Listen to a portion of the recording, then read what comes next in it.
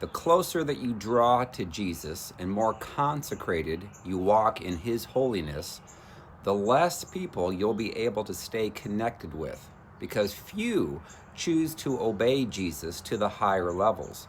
It can feel sad to no longer have the same people in your life as you had 10 years ago, 5 years ago, even a year ago. Many can be your family members and church people who refuse to walk in righteousness. But to obey Jesus and walk in the full calling that he wants requires us to disconnect with compromised people so that we won't walk in the same sinful compromise.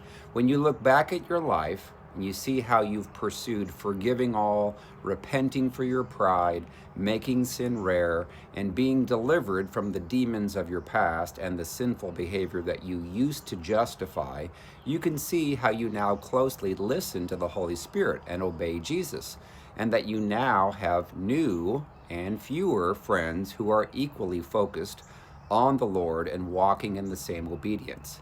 You simply cannot keep your old friends or family to stay in your inner circle who will influence you against God's calling.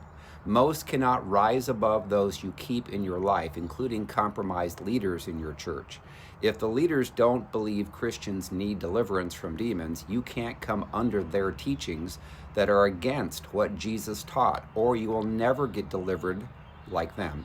Your true family are those who are truly consecrated to Christ, and they walk in the truth. Think about Abraham. He had to leave his family and friends behind in order to obey the Lord, and then ultimately receive the full blessings of his promised land. Caleb and Joshua were the only ones out of 1 million Israelites who made it into the promised land. Jesus said that a man's enemies will be those of his own family. Cannot love your parents or children or friends or spouse more than God. The tares are being exposed now to God's wheat. And so it's important to understand that when you choose to obey the Bible, obey Jesus, there's very few that do that.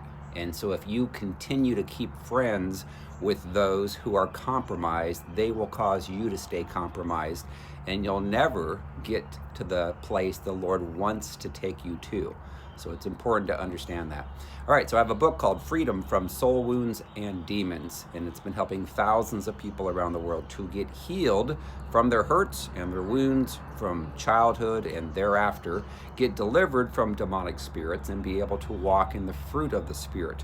Walk in holiness and righteousness like the Lord expects. Make sin rare in their lives. That book, Freedom from Soul Wounds and Demons, is